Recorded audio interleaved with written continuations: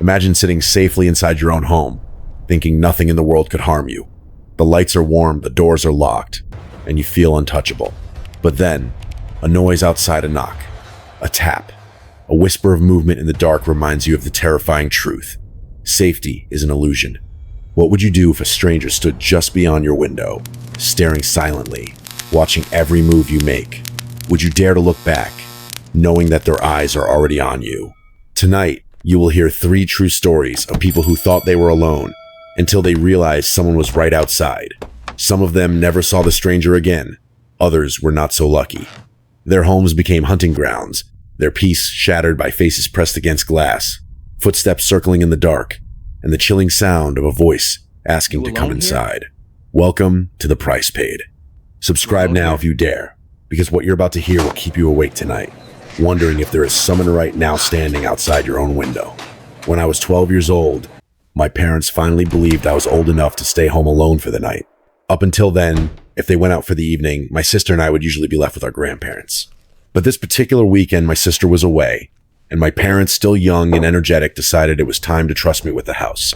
We lived in a small town that felt safe. Everyone knew their neighbors, the streets were quiet, and kids could ride bikes past dark without anyone worrying.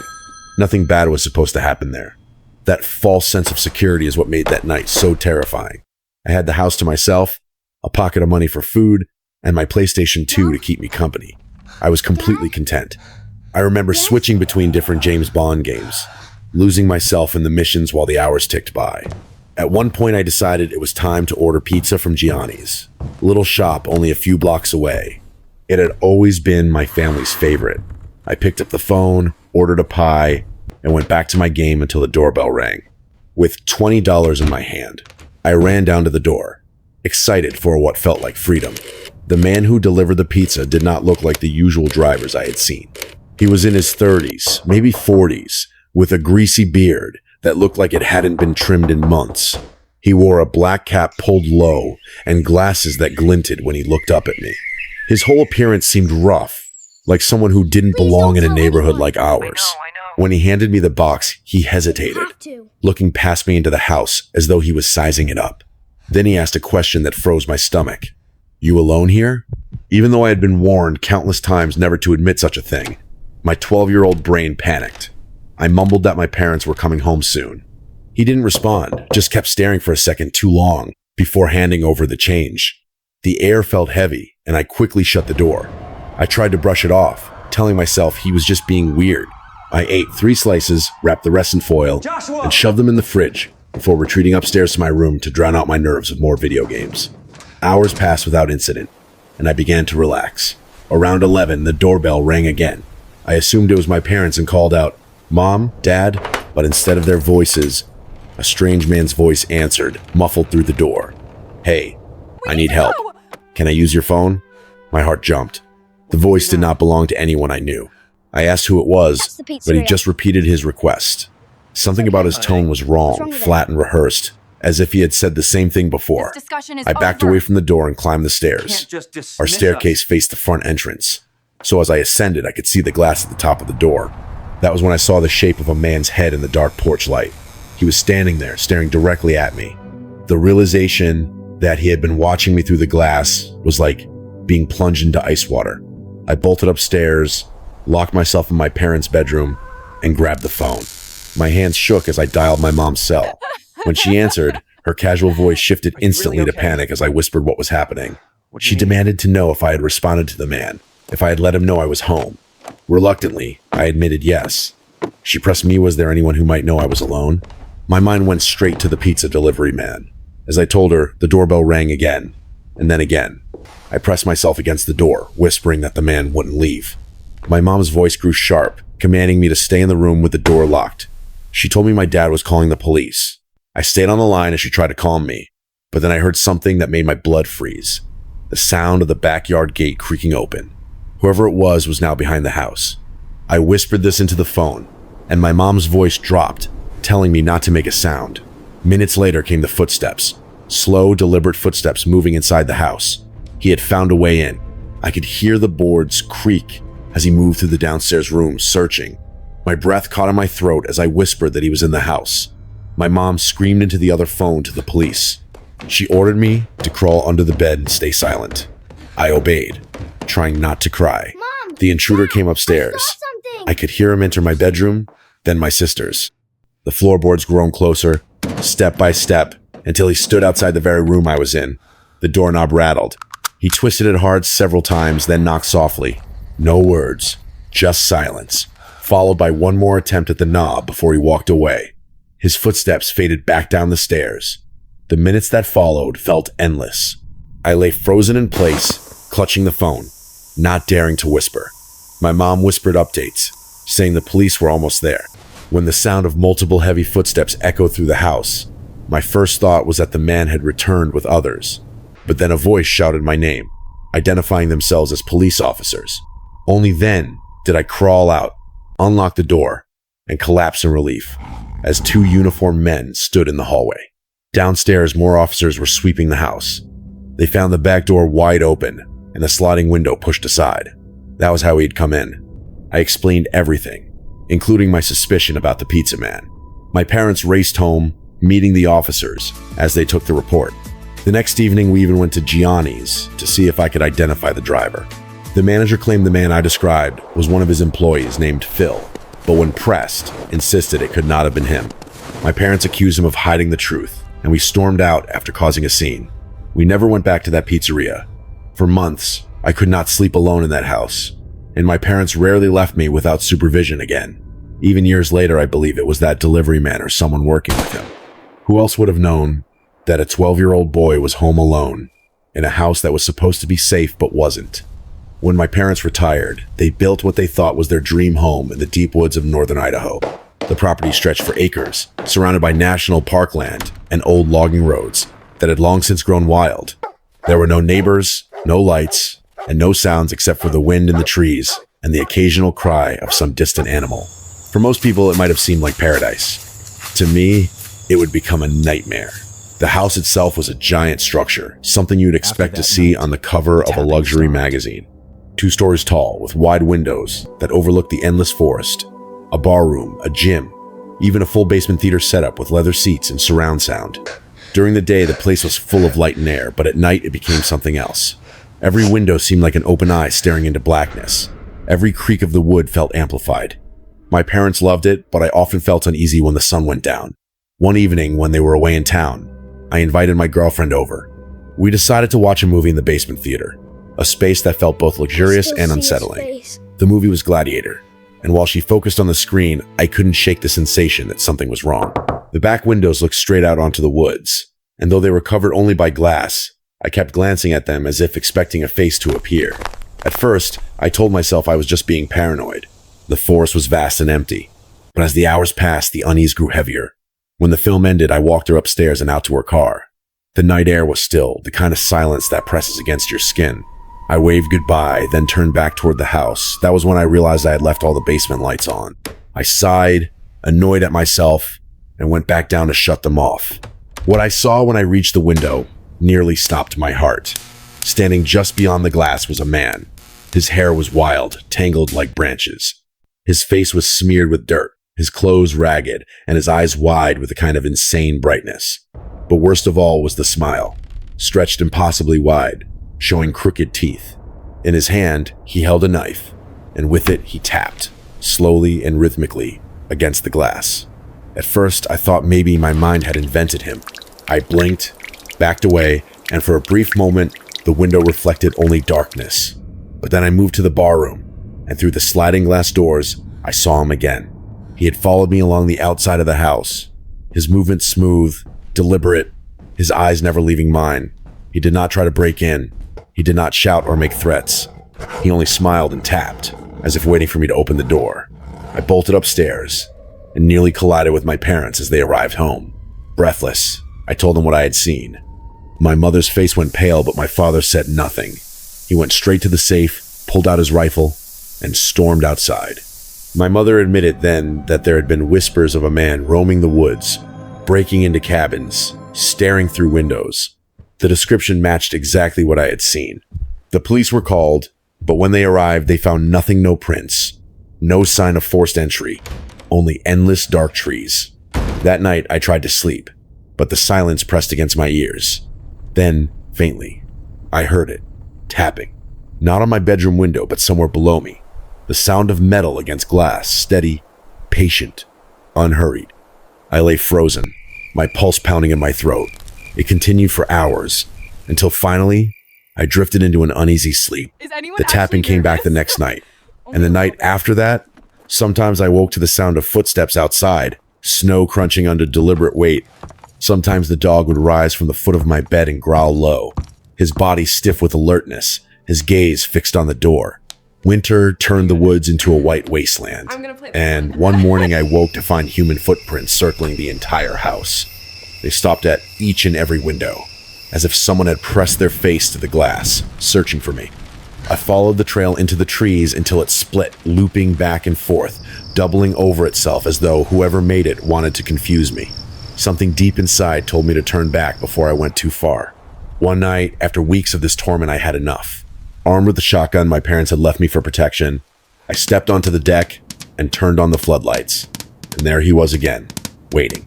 The same man, the same smile, the same dead, unblinking eyes. The knife gleamed in his hand. I raised the gun, my voice cracking as I shouted for him to leave. He didn't move. His grin widened. In a burst of anger and fear, I fired a shot into the air. The blast echoed through the forest, scattering birds from the trees.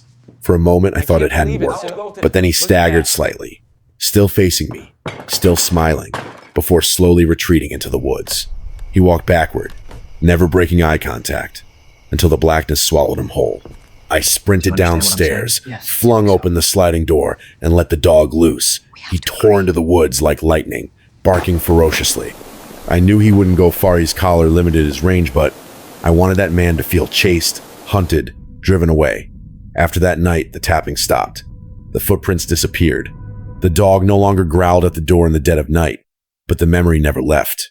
Even now, years later, I can close my eyes and see that face, that grin pressed against the glass, and wonder how long he had been watching before I ever noticed. It was supposed to be a harmless spring break trip, nothing more than a group of college friends escaping the stress of exams in school. There were 6 of us, all close since freshman year, and we thought renting a cabin in the woods of South Carolina would be cheap fun. The listing sounded perfect. A 2-story cabin near a lake, private land, no neighbors for miles. The owner's warning not to wander too deep into the woods seemed like a joke to us. He said there were old wells and broken fences, snakes, and bad terrain. We laughed it off, imagining it was just part of the southern charm, a little superstition to spook city kids like us. The drive itself should have been the first sign. GPS cut out nearly an hour before we arrived. The final stretch of road was nothing but gravel and mud, winding endlessly between towering trees that seemed to lean closer the farther we went. When the cabin finally appeared out of the darkness, it did not look like the pictures online. The paint was peeling, the shutters hung crooked, and there was a damp smell that clung to the air. Still, we forced ourselves to laugh about it, making jokes as we unloaded beer in bags. By nightfall, music was blaring, the fire pit was roaring, and we convinced ourselves we had found the perfect party spot. That first night felt normal. We drank too much, grilled food, and played card games until almost 2 in the morning. One by one, people crashed in their rooms. Mine was on the ground floor, right by the kitchen, with a single small window that faced the woods. I fell asleep quickly but woke up just after 4, for no reason at all, as if something had shaken me awake. The house was silent, the kind of silence where you can hear your own pulse. Then came the sound. Tap, tap, tap. At first I thought it was the heater, but it was too deliberate. When I turned my head toward the window, my chest tightened so hard I couldn't breathe. Pressed against the glass was a face. Pale skin, greasy hair, wide unblinking eyes, and lips slightly parted as if he was breathing fog against the pain. He was staring at me, his hand lifted, tapping slowly with his fingertips. The expression on his face was not angry, not frantic, just curious, hungry in a way I couldn't explain. I froze, every muscle in my body locked.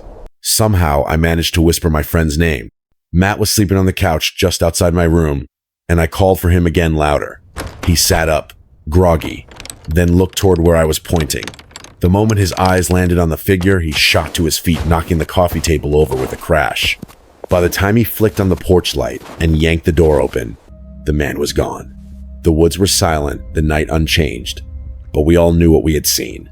The girls were terrified, huddling together in blankets. Tyler tried to play it off, claiming it must have been some drunk local or maybe a hunter who lost his way. Chris suggested it was just our imagination fueled by beer, but when morning came, their excuses vanished. Outside, the ground told the truth.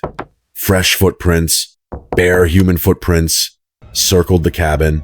They stopped at each and every window, even the tiny one in the upstairs bathroom. Whoever it was had been watching all of us while we slept. We should have left right then, but young arrogance and stubbornness kept us there. That second night, the mood shifted. Nobody drank as much. We double-checked locks, moved furniture against the bigger windows, and kept a fire poker and knives within reach. Even so, there was tension in every glance toward the trees. Midnight passed quietly, and for a while I thought maybe we had scared him off. But sometime after 3 a.m, Matt went to the kitchen for water. I heard him call my name in a low, urgent voice. When I joined him, he was standing in the hall, pointing toward the kitchen. My stomach dropped. A man was inside. The same man, the same wild hair and pale skin, though this time his back was turned. He was naked, his spine and shoulders crisscrossed with long raw scratches like he had clawed himself bloody. He stood in front of the refrigerator, swaying side to side like he didn't know what it was. We all gathered silently in the hall, holding whatever makeshift weapons we had. No one spoke. Finally, someone flicked on the light. The kitchen was empty. The back door was wide open, swinging slightly in the breeze. There were no signs of forced entry. No broken locks, nothing. Just open. It was as if he had been invited. That was enough for us. We didn't argue. We grabbed what we cookies, wallets, phones, and piled into the car. The forest road was a blur as we sped away, not stopping until we had enough cell service to call the sheriff. We met the deputy at a diner, still shaking, still reeking of fear. When we told him what had happened, he barely flinched. He just nodded, said they had trouble with squatters in those woods, people not in the right state of mind. He asked if anyone was hurt, but his calmness chilled me more than the man at the window. It was as if he had heard this exact story before. When we mentioned the cabin owner, there was a flicker in his eyes, like recognition, but he didn't comment. We never got any answers. The listing vanished from the rental sites a few days later, like it had never existed. Our deposit was gone, our questions ignored. What stayed with me was that face pressed against my window, the way he tapped slowly, almost playfully, as though he had all the time in the world. Sometimes, in the middle of the night, I wake up convinced I hear it again. Tap, tap, tap, tap. And I wonder if leaving that place truly meant we escaped him or if he only followed us into our memories, waiting for the next chance to be standing outside the glass. When you look at these 3 stories side by side, a pattern emerges, and it is far more terrifying than any one of them alone. In each case, the victims believed they were in a safe place. A childhood home in a quiet town, a luxury house in the remote woods, a rented cabin with friends far from the city. One of those settings carried the illusion of security. Doors were locked, windows closed, lights glowing warmly inside. But those measures meant nothing, because the danger was already waiting just beyond the glass. What unsettles me the most is that each of these intrusions began not with violence, but with presence. A knock, a question, a face pressed against the window. It is as though these strangers knew the fear of being watched is stronger than anything else.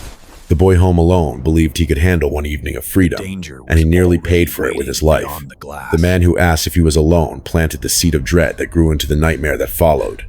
He did not need to force his way in at first. He waited, circled the house, watched from the porch until the child revealed himself. That moment of eye contact through the door window must have felt like being caught in the gaze of a predator.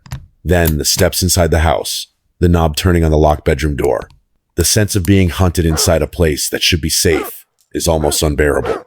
The young man in Idaho had every reason to feel secure in his family's massive home. The property stretched for acres, the nearest neighbors were miles away, and his father owned weapons for protection. But none of that could erase the horror of looking through a basement window and seeing a man's face staring back. What makes this story even more haunting is the persistence of the intruder. He did not vanish after one night. He returned again and again, tapping at the glass as though reminding his victim that he was never alone. The snow told the truth, with circles of footprints pressing against every window. Proof that this wasn't imagination, but a deliberate ritual of stalking. Even when confronted with a shotgun, the stranger refused to flinch, his grin widening as if he fed on the fear he created. That refusal to run or break character speaks of something deeply wrong, something beyond rational explanation.